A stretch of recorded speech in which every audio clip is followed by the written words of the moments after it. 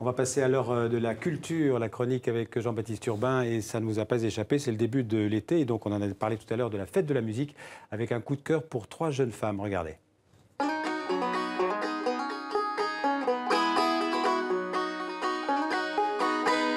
Jeudi passé, encore la même histoire. Ça, je t'ai promis, quand je réservais un soir. Y'a beaucoup de route à faire, c'est pas comme l'année dernière. Je t'ai dit que mon cœur resterait avec le tien. Puis ça me t'enlèvera que je t'aime puis je peux pas les Alors ces 3 jeunes femmes, bonsoir Jean-Baptiste. Bonsoir Xavier. Ces 3 jeunes femmes, c'est le groupe Hey Babies, des Acadiennes, qui nous viennent quand même du Canada, et qui seront ce soir à la fête de la musique. À la fête de la musique et précisément à la nuit boréale dont vous avez parlé hier. Mais peut-être avez-vous des téléspectateurs infidèles. On les pardonne, on va donc faire un petit rappel pour eux. C'est un rendez-vous annuel, la nuit boréale. C'est la 4e édition. Vous voyez, ça se passe ici à l'Esplanade des Invalides à Paris, le grand rendez-vous annuel de la musique canadienne. Il y aura plus de monde tout à l'heure. Dans la capitale française, il y aura beaucoup plus de monde. Là, on était aux répétitions, aux préparatifs il y a quelques heures, musique québécoise, mais pas seulement. Vous l'avez dit, les Babies, elles sont acadiennes. Elles seront sur scène à 21h, heure locale, heure de Paris. 3 chanteuses, mais qui jouent aussi divers instruments. Vous avez vu, il y a du banjo, du ukulélé. Il y a également 3 musiciens, le batteur, le guitariste, le bassiste, les claviers. Le bassiste qui fait également du clavier. Voilà. Ils chantent, vous avez vu, français, anglais, un joyeux mélange. Leur premier album vient de sortir. Petit historique du groupe en 30 secondes chrono.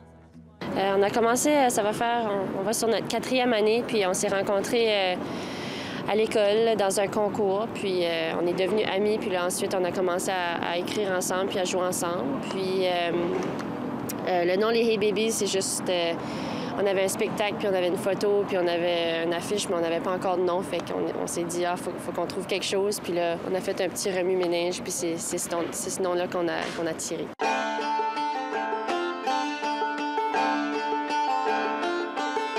La boucane qui sortait la cheminée était noire, noire, noire. Halt un frame, Bonnie, puis grab tes affaires. Oh! Alors c'est leur première fête de la musique à Paris pour les Babies. Oui, c'est leur première, et pour cette première, il y aura du monde. 20 000 personnes étaient là l'an dernier pour cette nuit boréale. Il n'y aura pas d'ailleurs que les Babies, il y a plusieurs groupes, toute la jeune scène canadienne. C'est ce que vous disiez hier, notre charmante consoeur de Radio-Canada. Catherine Pogona. Catherine Pogona, absolument, qui présente ce spectacle. Ils seront là pour faire la nuit boréale et pour faire cette fête de la musique qui est finalement pas encore très répandue au Canada et particulièrement en Acadie. C'est pas une fête très fêtée chez nous. Là, j'ai vu que, je crois que cette année, elle est fêtée dans notre ville à Moncton, mais c'est pas aussi un gros événement qu'ici. Comme nous, on savait pas que c'était beau de driver ici puis voir toutes les scènes partout dans la ville. Là. Fait qu'on a hâte de voir ce que ça donne. Puis ça me t'enlèvera que je t'aime puis je peux pas les ta maladie. L'amour se tient par la fidélité de fer. Donc peut-être que vous irez ce soir, nous qui sommes à Paris, Je voir pense bien. les Hey Babies. Mais si vous n'êtes pas à Paris, vous voulez voir et les entendre sur le site internet de la nuit boréale. Et alors ce qui est bien pour ceux qui sont au Paris, c'est que la nuit, pas seulement la nuit boréale, fête la de la fête de la musique. musique, c'est pas seulement à Paris, c'est partout dans le monde. Non, maintenant, c'est partout dans le monde. Elle est née en 1982 à l'instigation d'un certain Jack Lang, qui était le ministre français de la Culture de l'époque.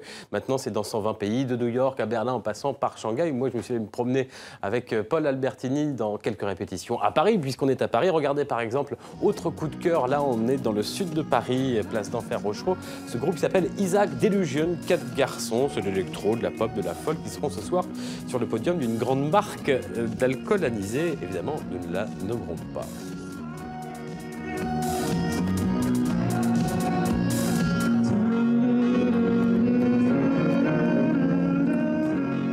Voilà, Isaac Delusion. Et puis, toute autre ambiance. Voilà. Là, on part au jardin du Palais Royal. C'est ce soir, c'est un peu le point d'orgue, hein, pour utiliser une image musicale, le point d'orgue de cette fête de la musique. Et on est très fiers à TV5 Monde d'être partenaire du grand concert d'Ibrahim Mahalouf, la star de l'année, un peu le trompettiste franco-libanais. Particularité de cette soirée dans les jardins du Palais Royal, c'est un grand concert participatif. Chaque spectateur, dont vous, dont moi, est invité à venir avec son instrument, même un petit tambour, hein, si vous n'avez pas autre chose. Alors on va quitter la fête de la musique. Mais pas la musique. Voilà, pas la musique, puisqu'on va parler d'un festival de hard rock. C'est dans le nord-ouest, disons l'ouest de la France. L'ouest de la Voilà, France, c'est près à de Nantes. Clisson, Voilà. précisément, dans le sud de Nantes.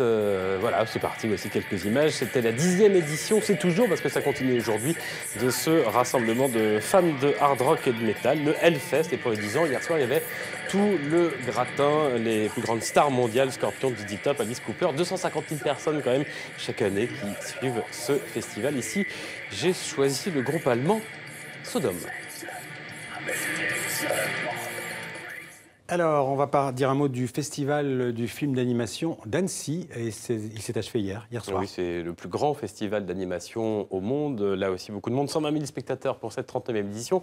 Et le gagnant, vous voyez, c'est Avril et le monde truqué, film signé Franck Equincy et Christian Desmar, inspiré de l'univers de Jacques Tardy. Il sortira sur les écrans à l'automne, en tout cas en Europe. Il a remporté le cristal du long métrage. C'est comme ça qu'on dit à Annecy. Alors j'espère qu'on a le temps de nous montrer la dernière image pour nous parler d'une carte postale pas comme les autres. Une vente aux enchères particulière, c'était hier en Allemagne. Regardez cette carte postale, 166 000 € la carte postale, c'est un petit peu cher pour cette vue Surtout de ce aérienne, côté-là. certes jolie. Voilà, alors c'est beau, mais alors si on retourne la carte postale, qu'est-ce qu'on découvre? On découvre qu'il s'agit d'une carte écrite par Pablo Picasso à Guillaume Apollinaire avec un dessin cubiste. Vous voyez, c'est le record du monde pour une carte postale. L'acquéreur est américain. Il a donc dépoursé 166 000 €. Et pour la petite histoire, la carte n'est jamais parvenue au destinataire parce que vous avez vu, il a écrit Don Guillermo Apollinaire, une originalité pas suffisante pour parvenir à l'envoyeur. Elle est revenue à Picasso avec la mention rebut de la poste parisienne de l'époque. Voilà ce que c'est que ça d'avoir des lettres. Merci Jean-Baptiste.